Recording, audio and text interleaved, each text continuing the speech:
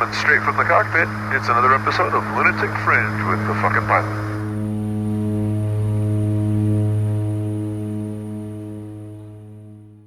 Ready, set, go. All right, it's another episode of Lunatic Fringe Into the Void with the fucking pilot.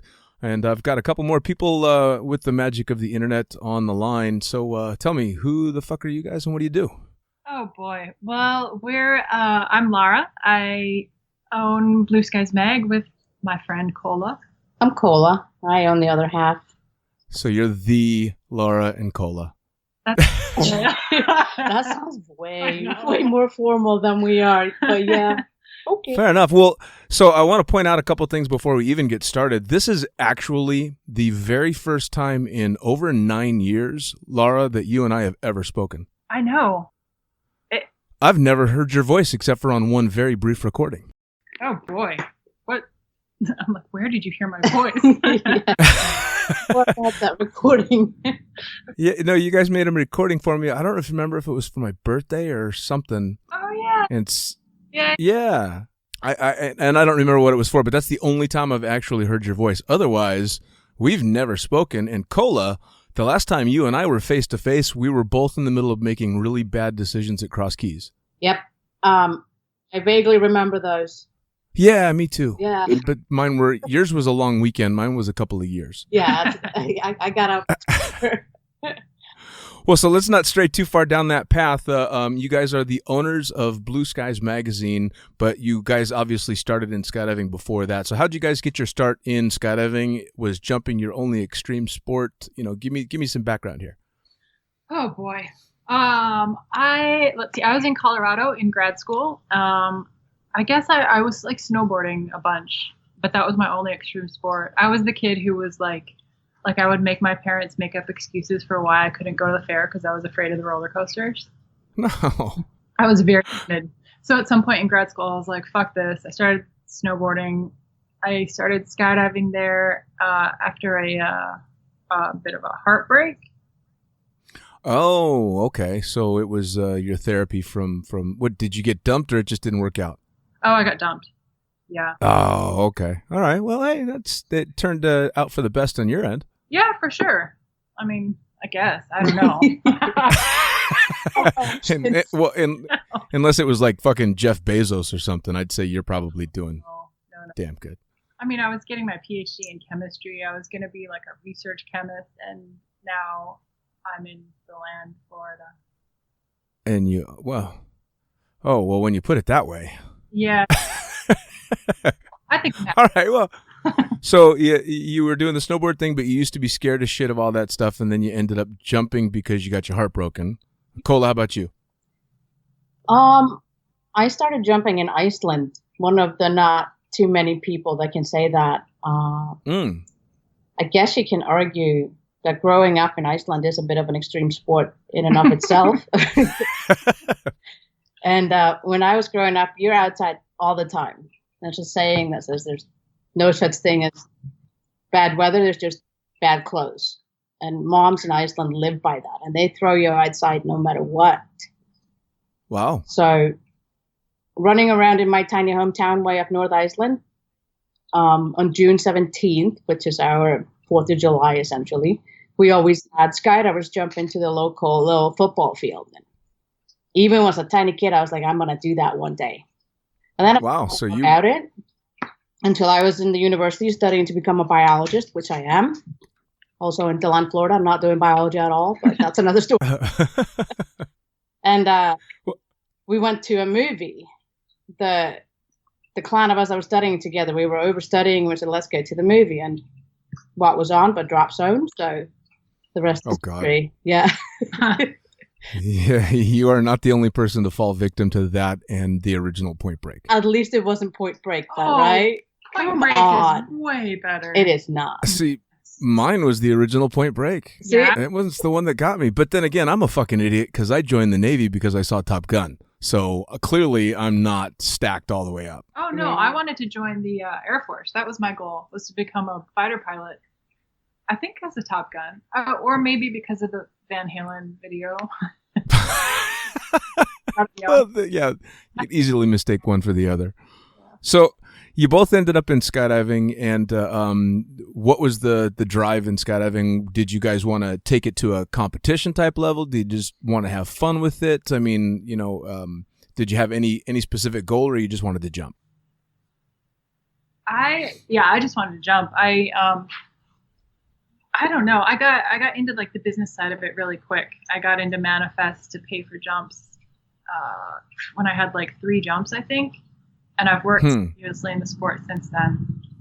So wow, I don't know. I just like the lifestyle. Like it didn't even occur to me that you could not go to school and get married and buy a house and have kids. Right. So I just wanted more to the freedom of the community. What did the family think when you scrapped all the high-end plans that you had and decided you were going to just be a skydive manifester and live the life? My mom has always been super, super supportive. She was heartbroken when I dropped out of grad school, I know, but she never really specifically said that. I got to give her credit. She never tried to convince me otherwise, and even now she's always supported me. Even now she by the way, she's your biggest fan. She's my second copy editor. So almost everything in the magazine goes through her because she's like a grammatical guru. So awesome. You. Well, I've never met your mom. She and I have obviously never spoken or really had any communication whatsoever. And I love that woman. I was going to segue into that a little later into it, but we might as well, since you brought up mom. Your poor mother has had to read almost every word I've ever written, most of which is not suitable for mom. I know. And I picture, I have this mental image of your mom like sitting somewhere with a laptop, reading through, trying to figure out grammatically where cocksucker fits into the sentence. That's exactly it. And the funny thing, she's Japanese, she's from Hawaii, so she's like 5'0". Oh, that makes it so much better. I know. And the fact that she loves you so much, I'm like, that's where I get it from. Like, I always think it's my dad. He was a little more like adventurous, but she's got a huge side of fuck you in her. Oh, that's just awesome. I mean, yeah, I've thought about that many, many times. And when I first started writing for you guys, I didn't know that your mom was doing the editing. And then somewhere down the line told me that, and I was instantly regretful for every article I'd written. Like, oh no, this poor woman. Of course, that didn't stop me from doing any of it. Good. Yeah, it shouldn't, because almost every not episode, almost every issue, she's like, has some comment about how much she loves you. Oh God. Oh, well, I think that's absolutely wonderful. But yes, I think she probably does need to seek some help because. So, Kolla, how about you? Any aspirations of competing? Did you get hardcore into the jumping, or did you slide into the work side of things too? I got hardcore into the community of things.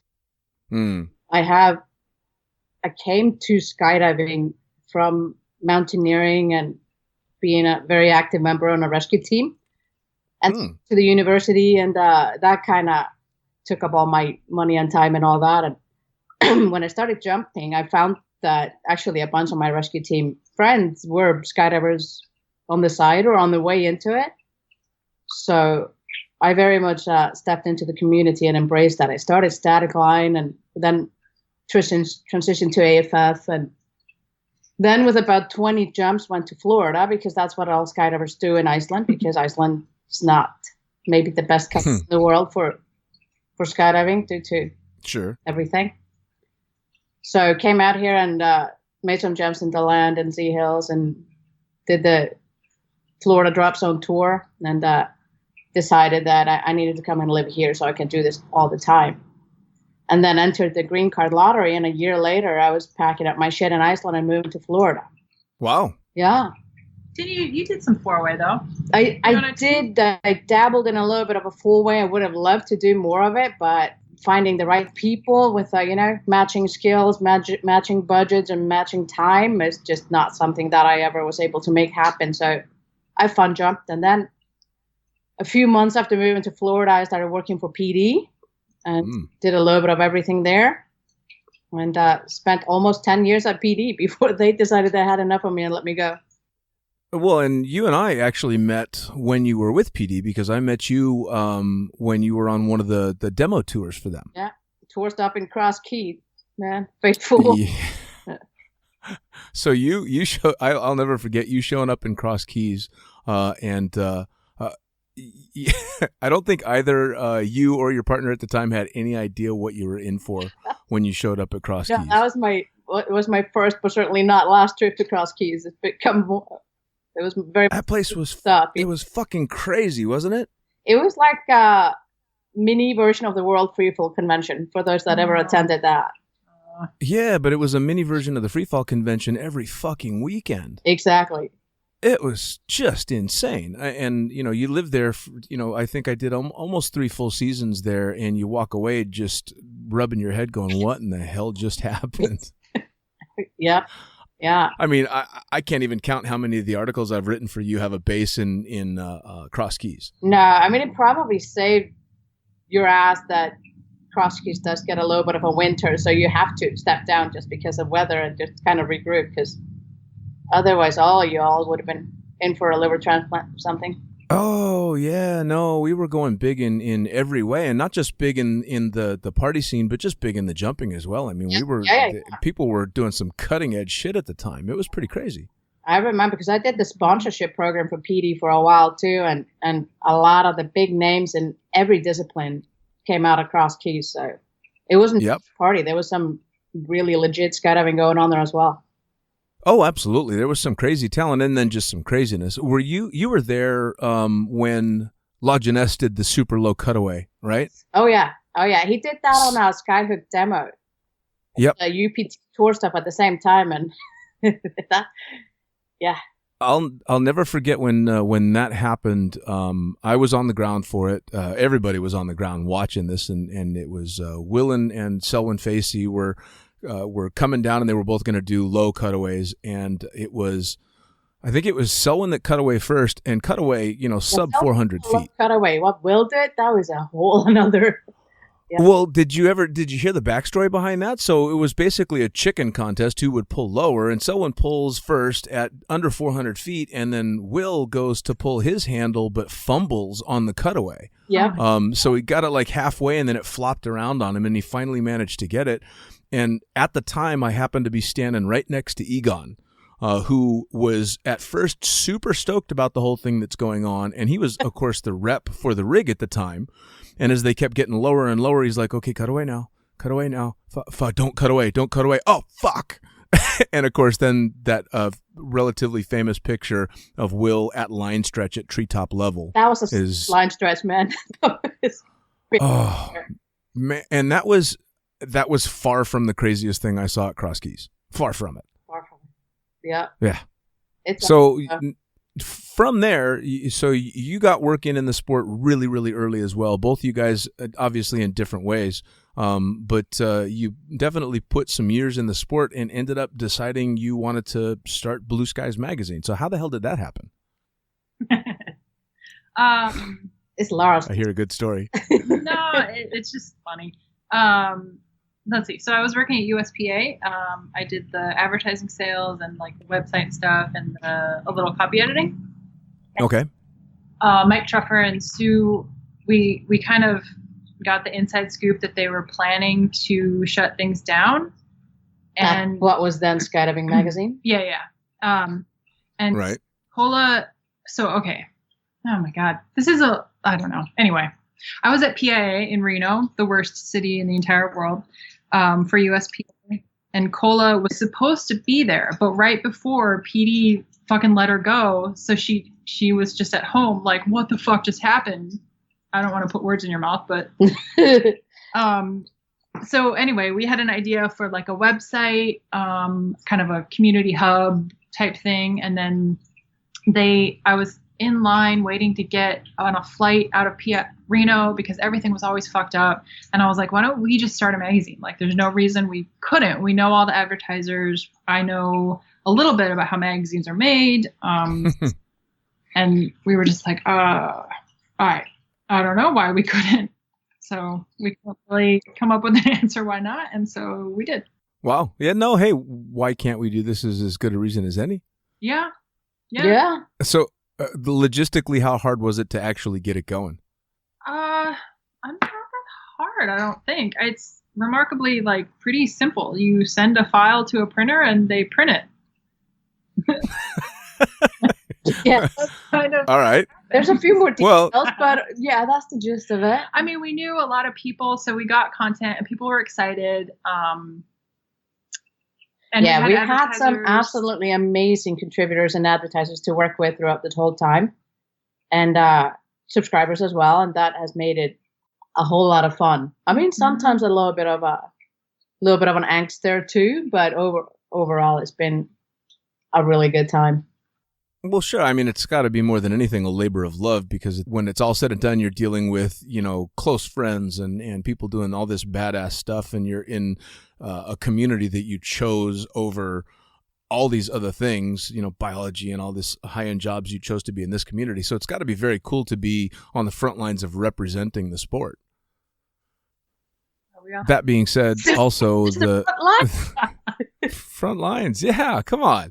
I mean, I don't want to talk shit about Parachutist Magazine, but I'm going to talk shit about Parachutist Magazine, because you could pick up an issue of Parachutist today, or you could pick up an issue of Parachutist when I started skydiving, and it's the same fucking magazine. I have to defend Parachutists a little. Go ahead. Work there. Go on. It is what it has to be. They do what they have to do. It's a member. For sure. I mean, I get the political correctness. Believe me, that part of it I understand, but I don't understand not representing what I feel is the entire sport, like base jumping and speed flying and all this. They stayed on the wayside by all of this stuff when those are still our people, and they're not represented by the USPA, even though it's not a part of normal jumping out of airplane skydiving stuff. It's still the same community, so I never understood why they wouldn't embrace it. Yeah. Well, base jumping, nobody wants those, and frankly, I don't think base jumpers want anybody to be representing them except for themselves. So they're probably quite happy with that. And this, they kind of became the red-haired stepchild of USPA, the Paragliding Hang Gliding Association.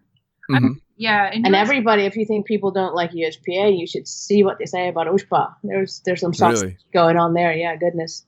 And USPA, it's just a aviation organization. Their primary reason for being is to work with the FAA. So what does flying have to do with that? What does tunnel have to do with that?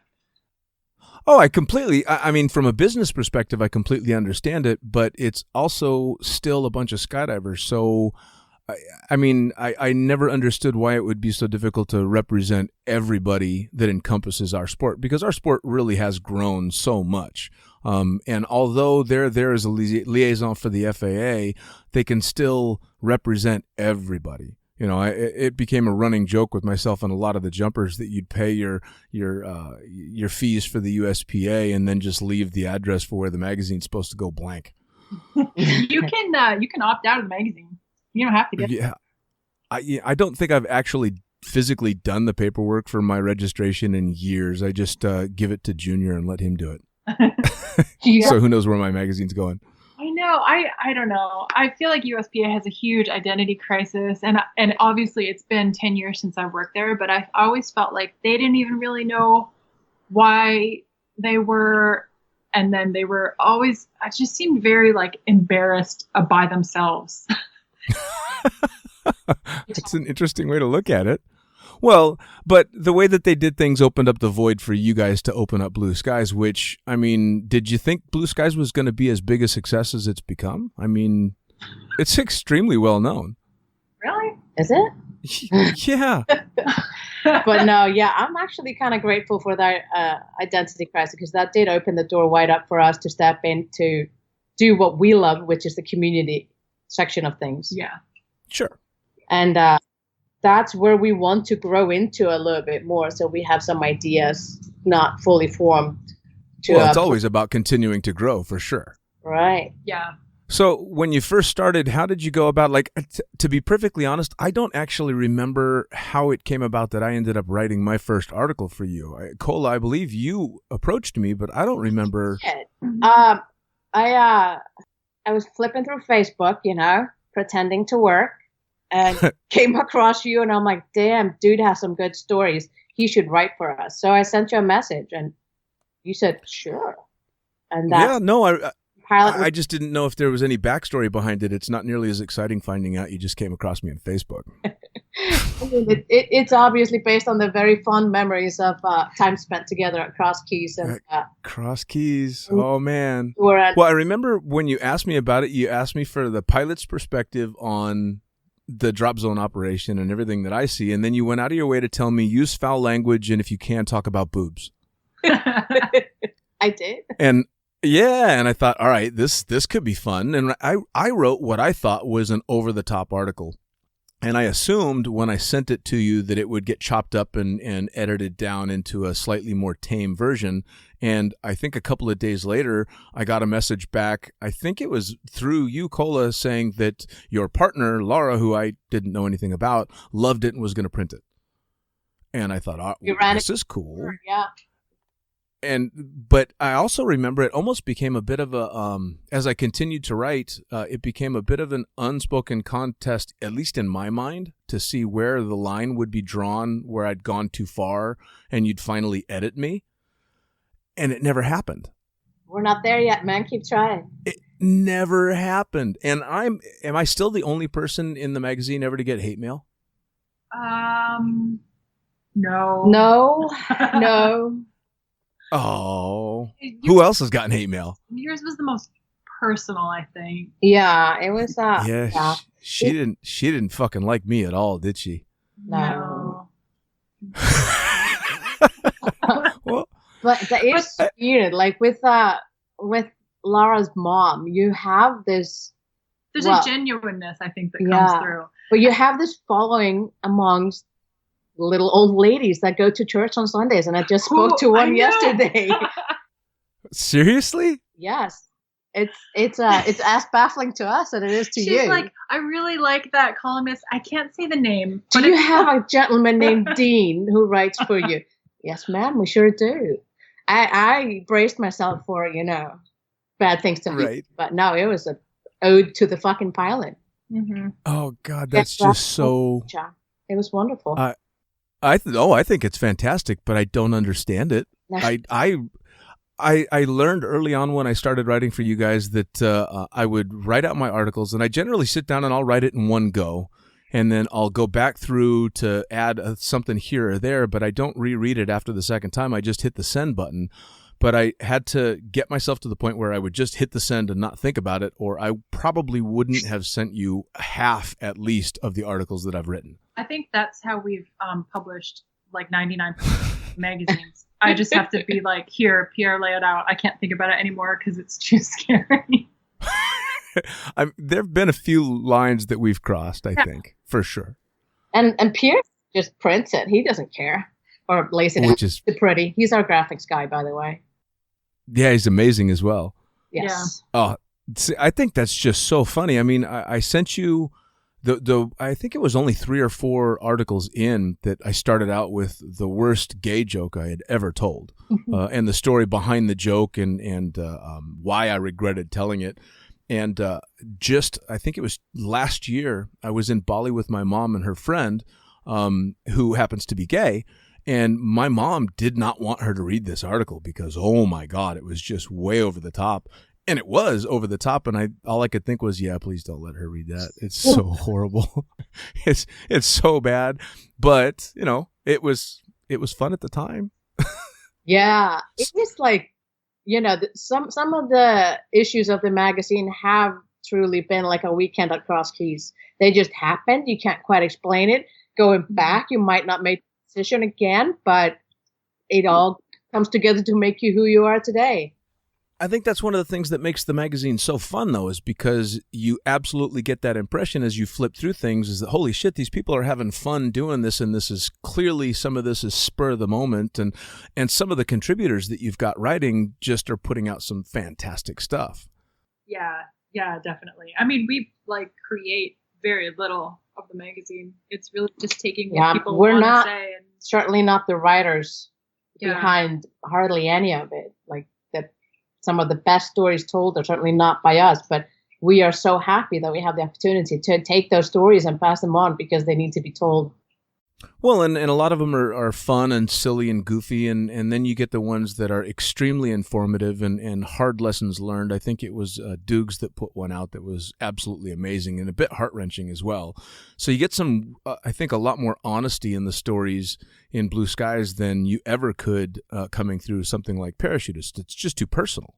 Yeah, I mean, it's risky too, because you have to admit your wrongs, and that's really risky. You open yourself up to a lot of criticism, liability. Like, I don't know that USPA could do that. You know, they have a lens on them. People are watching them a lot more closely. Sure. Yeah, I mean, I think you're right. Well, that reminds me of one article that I had written that you actually clued me in on, because it was an article about my taking a rather, shall we say, robust woman on a skydive. And I wrote the article as it had happened, and me as the instructor, and you sent me back a message going, you sure you don't want to write this as someone else, because potentially this could risk your rating? Mm-hmm. And at the time, I was still a tandem instructor, and I thought about it, and I ended up changing it to, I think I called the instructor Bob, I think. Well, wait out yourself. Well, yeah, well, yeah, it's okay, because there's no fucking way in hell I'm ever throwing another drogue. I'm just fine with that. They can take it. Yeah, I do remember that one, because that's one rule of thumb we've had is like, we don't, like, if that woman were to read it, I think that was my concern. Like, what would she think? You know?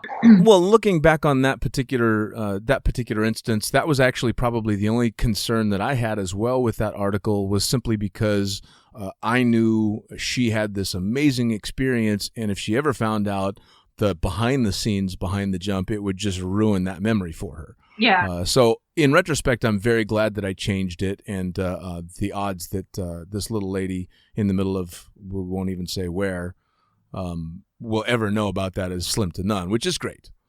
But yeah, that was one of those ones that you clued me in. Like, are you sure?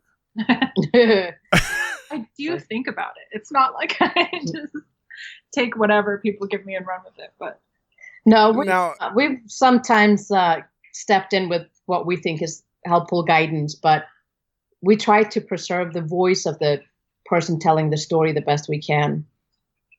So well, yeah, but that's what makes it so good, is that you're giving people the platform to say what they have to say, whether other people do or don't agree with it, and it's up to the reader to decide if they think that this is something valuable or not valuable, and I like that. Yeah, that's exactly what I've always gone for. Like, we printed some things that I'm like, this is such horse shit, but hopefully, the reader's smart enough to see that as well. Like, I don't know. I don't want to ever underestimate the reader's ability to smell horse shit too. No, you don't. I try and always give the benefit of the doubt, but then you do hear some of the replies or get wind of what people thought of this or that, and just think, is that what you took from this? Holy shit. Yeah, totally. What's always shocked me, just in my articles and having dealt with a little bit of backlash here and there, was that it has always shocked me that anyone could ever take seriously anything written by a guy that calls himself the fucking pilot. It kind of says it right there in the title. Chances are this might not be, the stuff that you want to rely on the most. It's written for entertainment's sake. And I've been blown away by people, that have gotten upset, and I can just think, but it's right there in the title. Well, yeah, it's the same people that read The Onion and take it at face value. Like, satire is lost on some, not too many, at least not in our circles, but it does happen. I think too, when you have like a soft spot or a sensitivity, or something's happened to you, it doesn't really matter who the voice is that's saying it. It's you're gonna get that button pushed regardless. Oh, indeed. Well, and the one piece of hate mail that I got was absolutely that, because it was the most well-written, lengthy piece of amazing literature in the form of a hate letter. That woman absolutely hated me, and it was hilarious because it was really well written, and it was absolutely just destroying the guy she thought I was. So I read the entire thing going, oh, this totally isn't me, but man, this is good. Yeah. It's never about you, you know? Like she clearly had an experience and, Oh yeah. you know. Well, and for all that don't know what we're talking about, the article was about whether or not I was going to continue dating in or out of the skydiving world, and I believe I used the phrase "don't shit where you eat," which is an extremely common phrase. This is, I mean, you can hear this anywhere from men or women, and she just was triggered by that phrase like you would never believe. And oh my God, she psychoanalyzed the living hell out of me and just ripped me up one side and down the other because she had my number. Yeah. And I still think we should have just printed the whole letter as the next article of mine. It would have been amazing. Remember if we printed it as a letter to the editor or not. I don't well, hell, it's been basically 9 years now, hasn't it? I mean, this has been going on for quite some time now. Your column or the magazine? No, the magazine. Oh, we're coming up on 10 years. Yeah. That's how crazy is that? A lot. Very crazy. Yeah, I mean, it went by in a blink, didn't it? Yeah. Yeah. All of a sudden, I'm 40. What the fuck? Yeah, no, I think there's a lot of us having those what the fuck moments for sure. I turned 50 this year, for Christ's sakes. Holy shit. Man. Yeah, I'm not far behind you, pal. Right? I mean, that's like what I used to picture as retirement age, and I still feel like I'm 18, but everything just hurts more. I know. Yeah. I know. I haven't matured. Clearly, I have not matured at all. That's not true. Well, all right, maybe a little bit here and there. So, a couple of other very pointed questions that I've been told I have to ask from a number of people that want to know who the fuck is Sky God. Yeah. They want to know. Sky God is Sky God, man. What's up? Sky God is Sky God. I told them that there's no way in hell you're going to tell me this, but I did tell them that I would petition you to get an interview with Sky God. Well, Sky God just started up an Instagram account a few days ago and promptly broke Instagram, so I think that tells you something. So if you want to know more about Sky God, I think you should give him a follow. Sky God approved, is it? Yeah. Yeah. Sky God. All right. Well, maybe I can send him a message there and see if we can't get him, her, or it's an omnipotent being, I'm assuming. So yeah, we got to get him. Yeah. Good luck, man. Good luck. Maybe you can. I have to. Try, we'll see. See if your prayers will be answered. I doubt it, but maybe. Yeah, you never know. Well, Sky God's gotten a bit of hate mail here and there too, hasn't he? God, not as much as we had. Yeah, not as much as he should. Surprisingly little for being a really. Yeah. People being. I don't know. Nobody really writes letters to the editor anymore. Nobody gives feedback to us. So I'm sure there's a lot of. We've had some secondhand feedback, if you will. Yeah. And, well, I mean, there have been a couple of pretty inflammatory statements made by Sky God over the years that even I read them and go, "Oh shit, that was pretty hardcore." Now, how did that? You guys got to edit this and you guys got to print this stuff, and him being a deity on his own. Yeah, on a I good actually, day. Have a degree in religion. You have a degree in religion? I double majored, in undergrad. Wow. Yeah. I don't know. So no, I don't know. That's too deep for a fucking pilot podcast. Yeah. You know what? I'm super interested. The reason I got the degree in religion is I'm super interested in it from like a sociological point of view.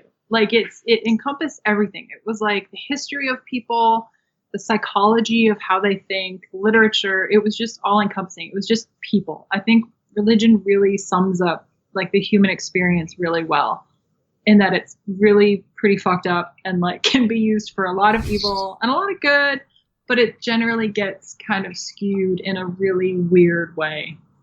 Yeah, I mean, well, I'll tell you what, I reserve judgment on religious people because for the most part I find that they tend to be very well-meaning, good people and hey, believe what you're going to believe. I don't think they magazine. Yeah, I don't think they ever encounter Sky God, you know? We do. We get a lot of people who will subscribe and then almost immediately be like, "Oh God, please refund my money." I can't. No. Stuff Really? This come to my door. Yeah. And we've had a couple. Oh, that's awesome. See, that makes it even that much more entertaining. I think that's fantastic. Yeah, who would be offended by Sky God if they were to actually keep paying us money to read it, but they don't. So.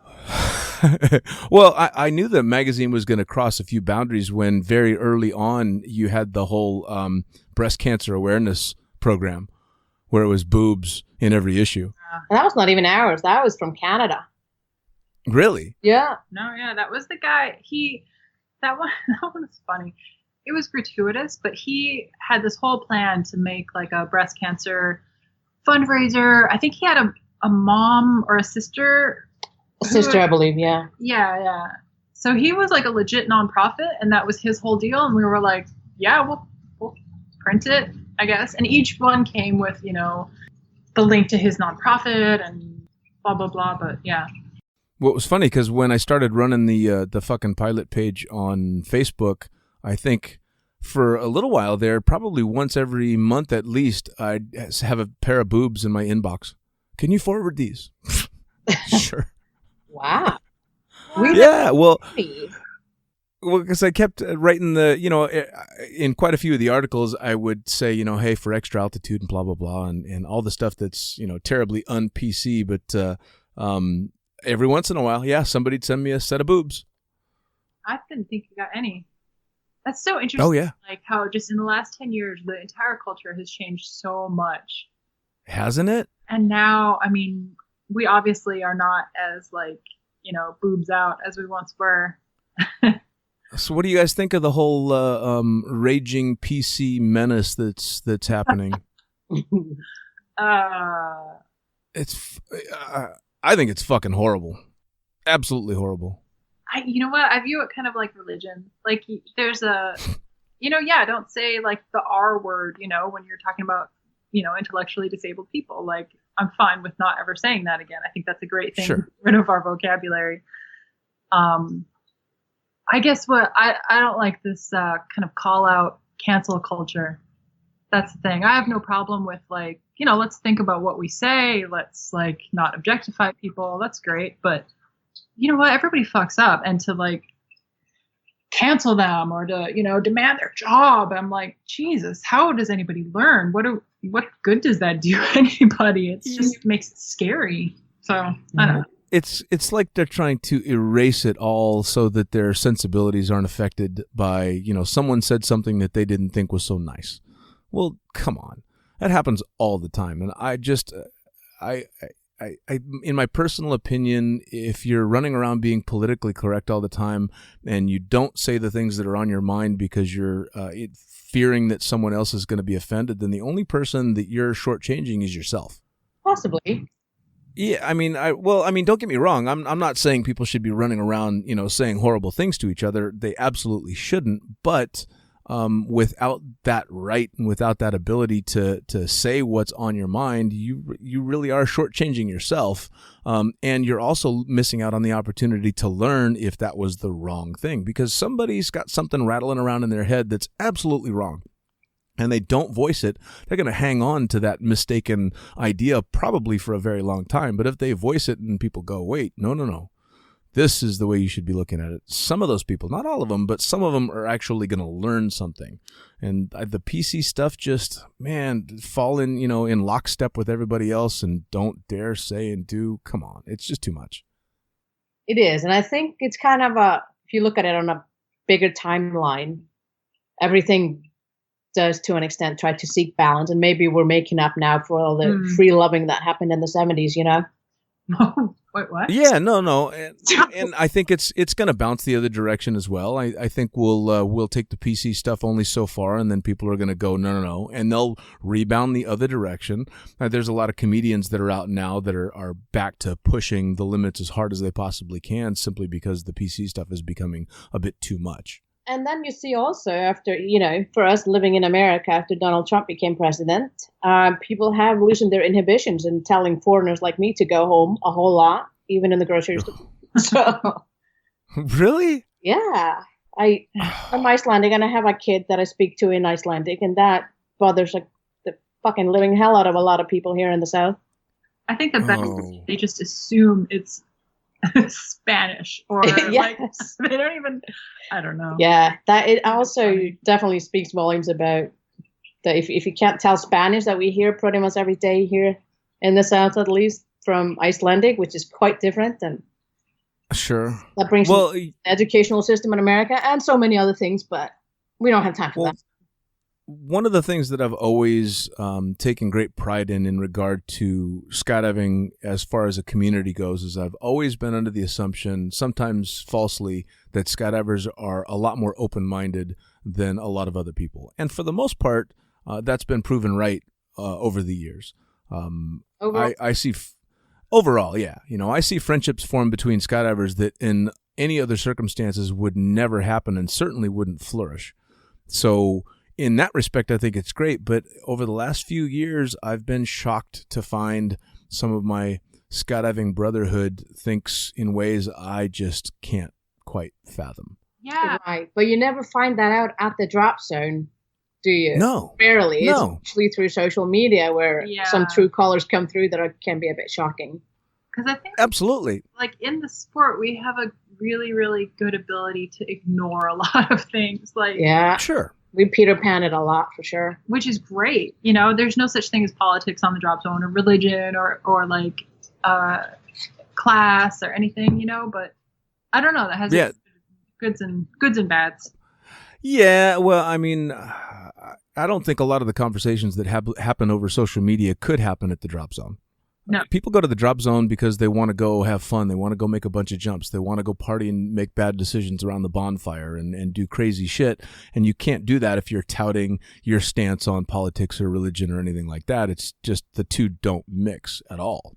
Yeah. And I used to say when it comes to the drop zone, you've got two different versions of the drop zone. You've got the one that we portray for the general public because we need to be somewhat professional for people that don't know our sport and they come out for their first jump to make the tandem and all that stuff. But if you stick around for the bonfire after, well, then you're going to see the real drop zone. That's exactly parachutists and us. Parachutists is the day at the drop zone with the tandem students, and we're the bonfire. For the bonfire. We are totally the bonfire. Absolutely. Which, perfect. I love it.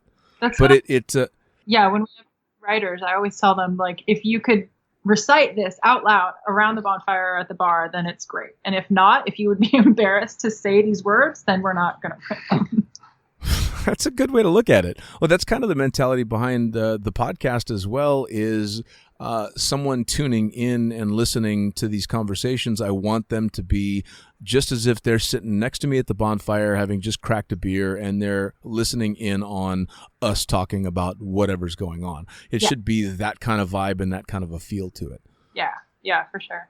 And some great stories have been coming out of it as well. And I think just like the magazine, people tend to loosen up a little bit as soon as they know they're not being judged for the stuff that's going on, because chances are I've done just as stupid, if not much more so, things. So come on, let loose with the stories. And it's been really fun so far, just like with the magazine.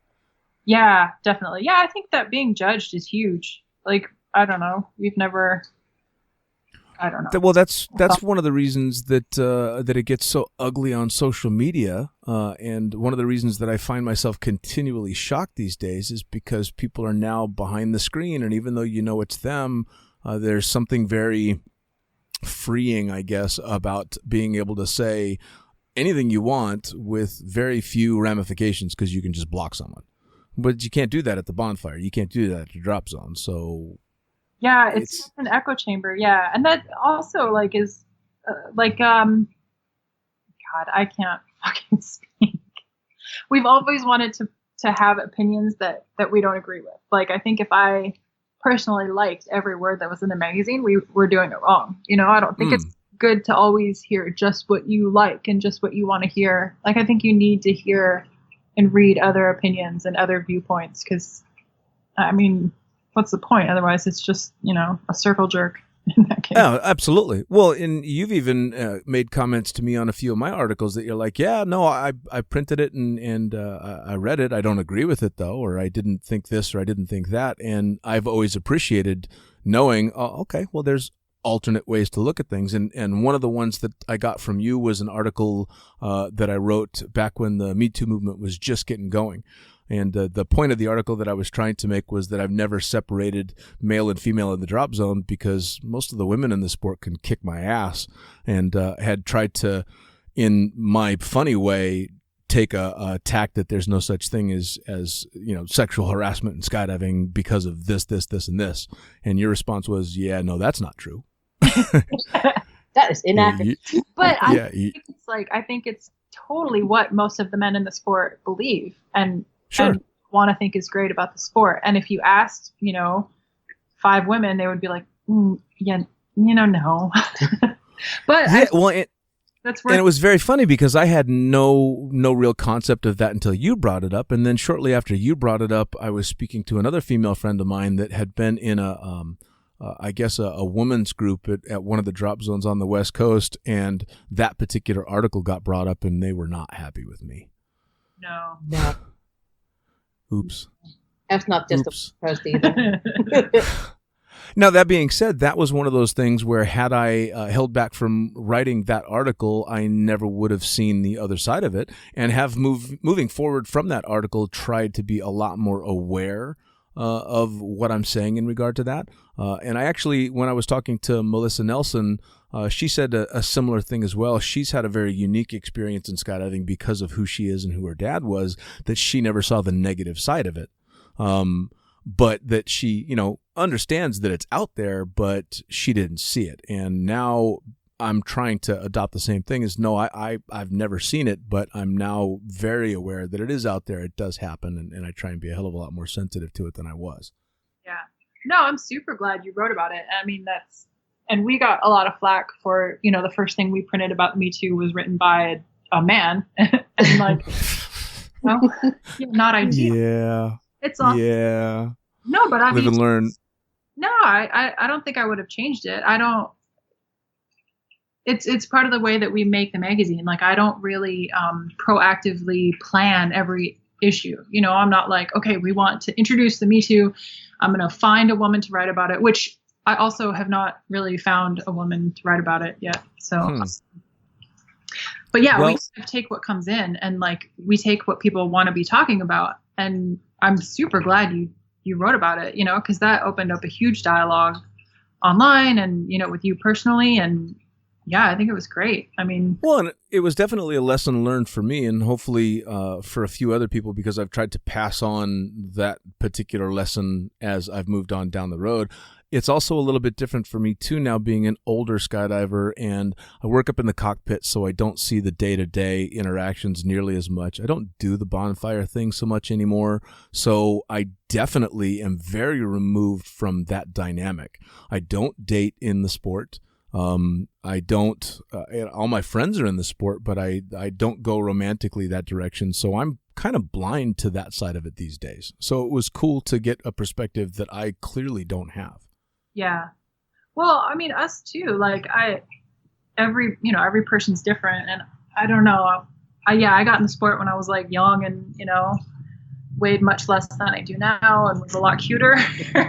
So, but even my experience was way different, and I don't know. I can't remember where I'm going. I'm not a morning person. Oh, that's right. Yeah. We woke you up for this one, so we couldn't even get you guys liquored up for this first. Probably a good thing. We've got to try. No. We'll definitely revisit this sometime in the future when we can get you good and tanked and get the good stories. You got to do like a drunk history. Oh God, yeah, that would actually be really funny. Drunk history of skydiving. Oh man, yeah, no, and I can get quite a few people. I've got my little studio over here, so I can firsthand get some good ones going. In fact, in a podcast that's still to be released, I have a tandem instructor and a real ambassador to the sport that ended up getting really, really drunk to the point where he actually doesn't remember the second half of the podcast. Nice. Right.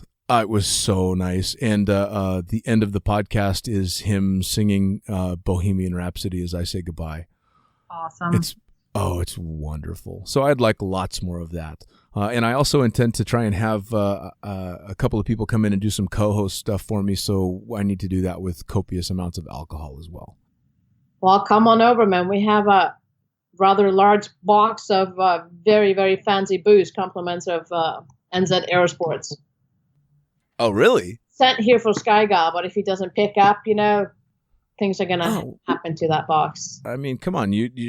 There's got to be a rule for how long you let alcohol sit before it's just going to waste, just sitting there. I've already... Well, I've tapped into the whiskey. I might take the bottle of tequila. I'm like, the tequila will stay.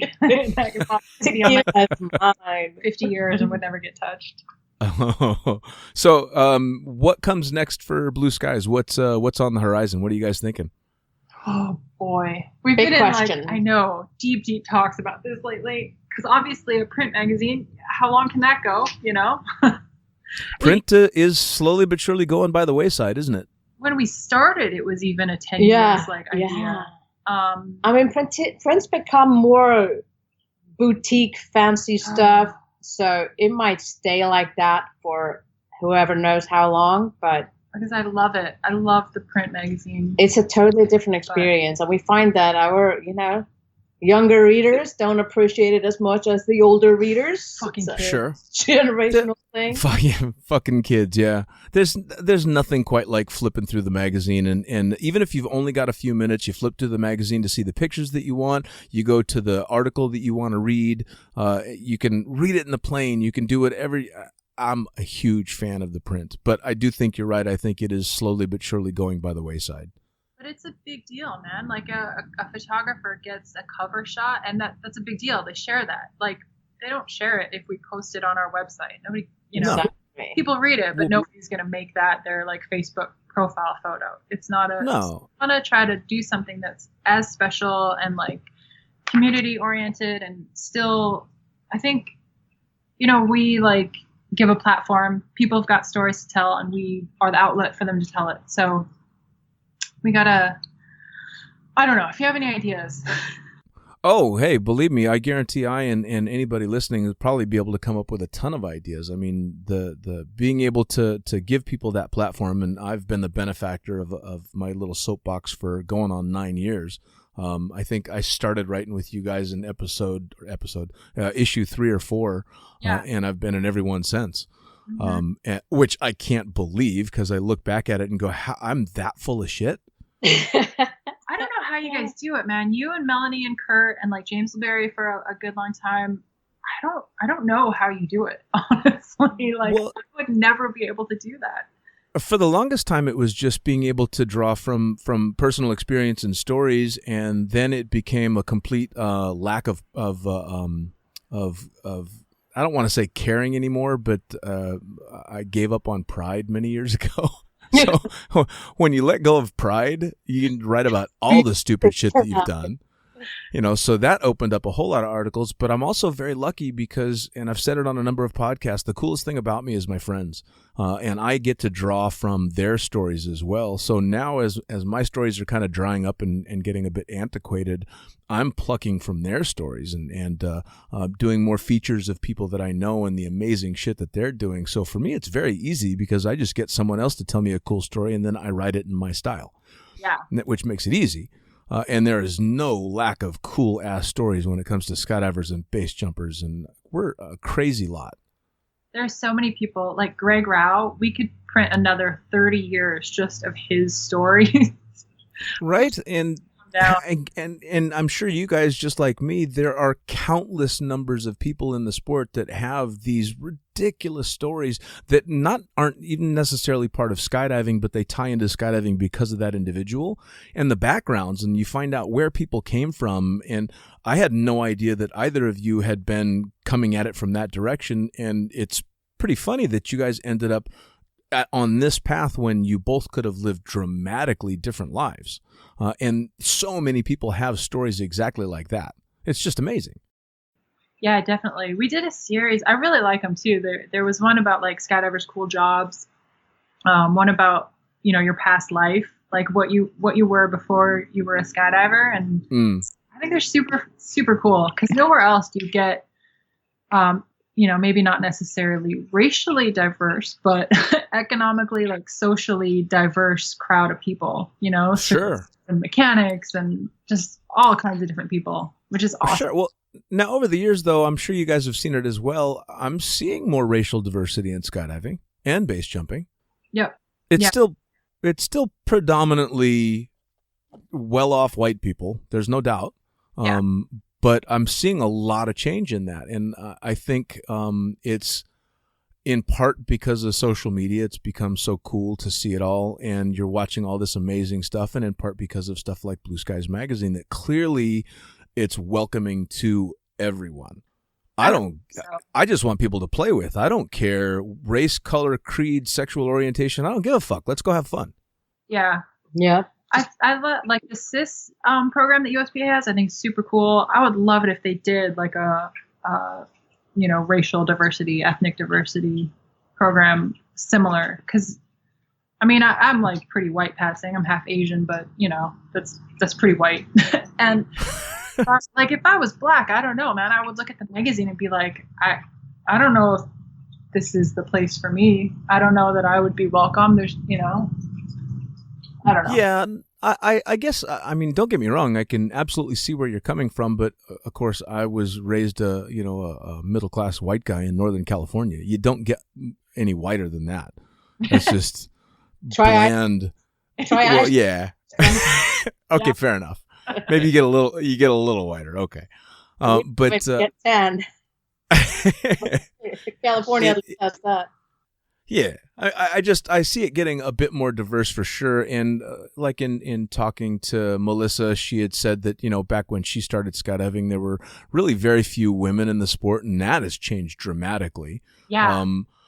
The tunnel has become a great equalizer as well because it's drawing in people with all these different things that they've got going on. The thing with the tunnel and the thing with skydiving, I think, is it's the financial drawback. It's so fucking expensive to do this shit.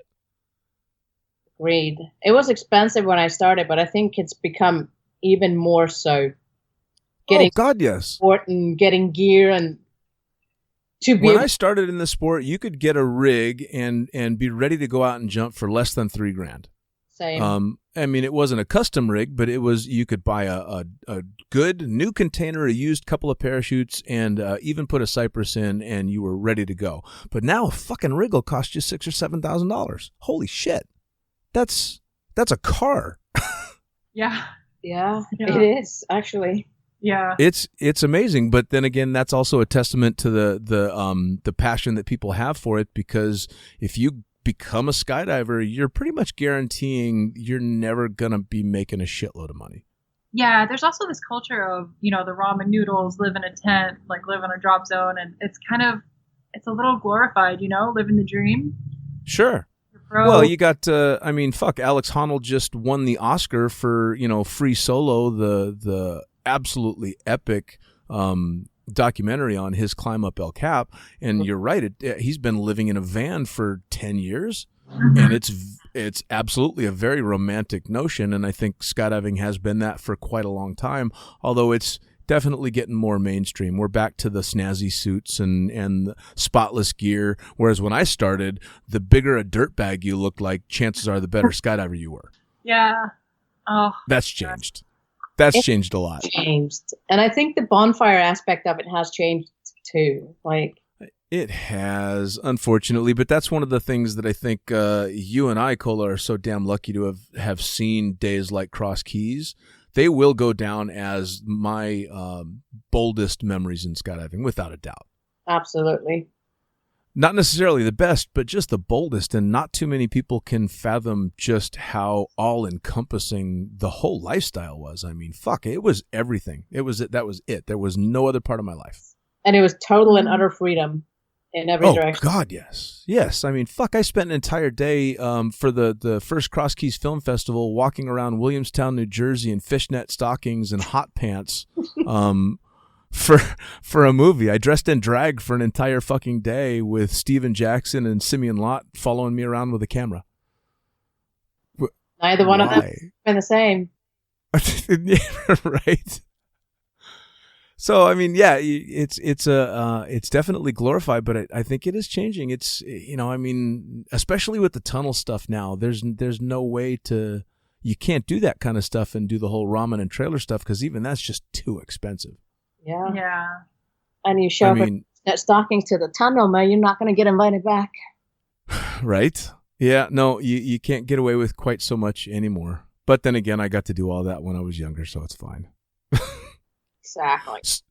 So you want people to come up with some good ideas for where Blue Sky should go next, huh?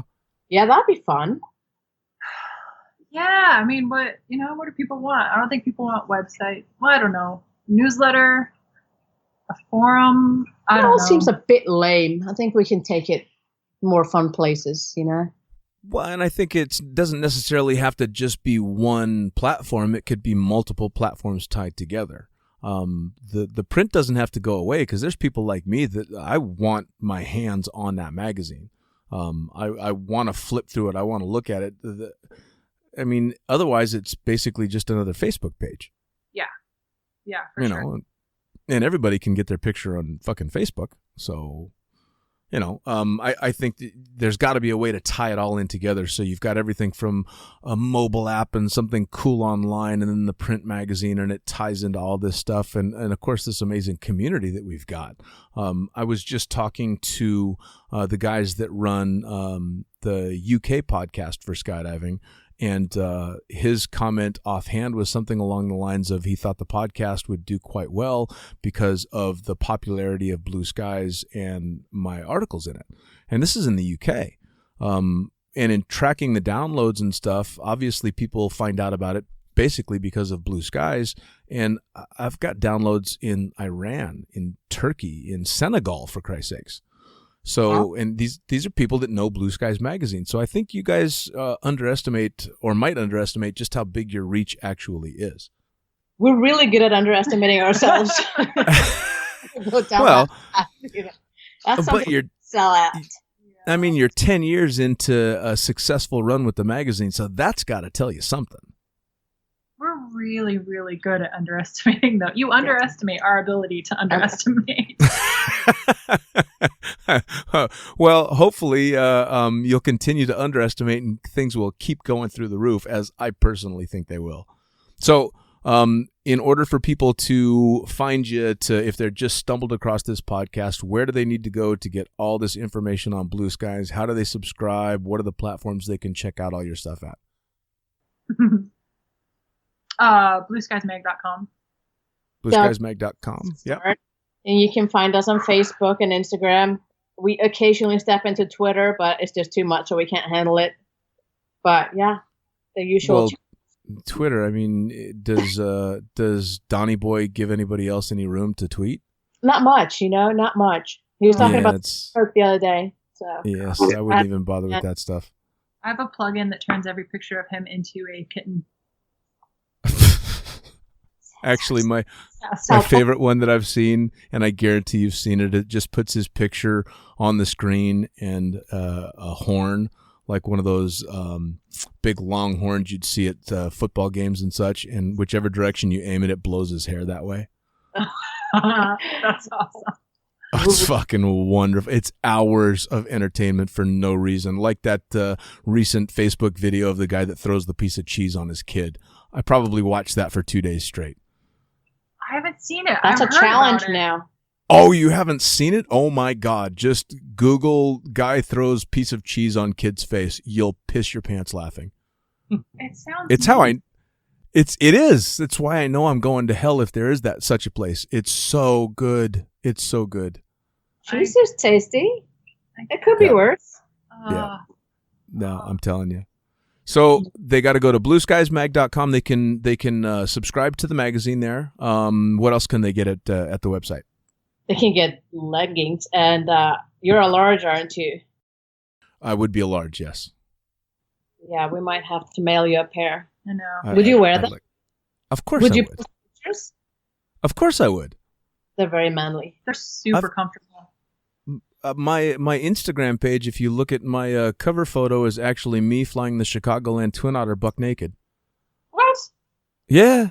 Yeah, so I used to get shit from Doug, the owner of Chicagoland Skydiving, for flying in a tank top on a hot Chicago day because I'd sweat all over the seats, and he didn't like it. So he'd give me shit about it, but of course I kept wearing it. And one day he was giving me good-natured shit, I should say. And I had to do a cross-country to North Carolina to where the maintenance facility was, and he had just been giving me a hard time about sweating all over the seats. So as soon as I departed Chicago, I got straight and level and stripped down buck naked and took a selfie. Nice. Oh my Yeah. god. Yeah, no. And Yeah. We're you're wearing a seatbelt. Yeah. Yep. Well, yeah. No, I've got a seatbelt keeping the important stuff covered up. But yeah. That I made sure I stayed down like at 2,000 feet above the ground so that I could make sure he sent it and knew that I was flying his plane at that moment. Buck naked. In cell phone range. Yeah. Oh, absolutely. Yeah. Because what? So they can buy leggings. They can get previous issues as well. So you guys can get them old back issues. Yeah. Some of them. We've run out of the more popular ones, like our first anniversary issues. We're not. We don't talk about that one. Yeah, but there are many issues are available. Not all of them. Though. Yeah, we need a salesperson. I'll like do my best to sell you out of giving us money. Yeah. So I don't know, man. I need somebody who can actually, because we have some cool stuff. We've got cool clothes and stickers and like jewelry and shit, and obviously subscriptions. But I'll subscriptions and swag and now I feel a fucking pilot T-shirt coming. I know. I don't know why. We And had like a stickers. sticker. We had like plays well with otters, and I don't Awesome. know what happened to that. I had another legging design, and I will totally wear leggings and take pictures in them, of course. God, yeah, I don't know why. I don't know. So, Oh, yeah, cool. stuff, lots of shit. Well, all right. So for everybody listening, you're going to go to blueskiesmag.com. You're going to subscribe to Blue Skies Magazine, the best skydiving magazine in the known universe. You can buy all the swag there. You can get the leggings. You can get the pull-up cords, the keychains, the gifts for other skydivers, all that shit. And also, you can find them on Instagram, and you're on Facebook as well. And just come and talk to us. That's the best you can give to us. Best gift. Awesome. Yeah, We want to hear from you. We want your stories, and we want to hear what you think. Well, and that's the other thing that they should know is if you think you've got a good story, write it up, because the people that write for Blue Skies Magazine aren't a set staff. I mean, everybody can be published in the magazine. If you've got a cool story to tell, write that shit up. yeah. People and- want to hear it. Yeah, it doesn't even have to be written well. It doesn't even have to be written. Just record it, and I'll transcribe it. I think that is intimidating for a lot of people because they're like, "Oh, I can't write," but they have a great story. I mean, Record Well, yourself video, audio, and send it on in. We'll make the magic happen. yeah. I And think if you that's have any fantastic. questions about how to do it, how to set it up. We have an editor that would love to tell you Mm-hmm. how best to get it done, and then print your stories. Which is absolutely spectacular, and hell, if you get people that send amazing stories, but they don't want to write it up or don't know how to write it up, and they want a fucking pilot's twist on it, I'll happily tackle stuff like that. Yeah.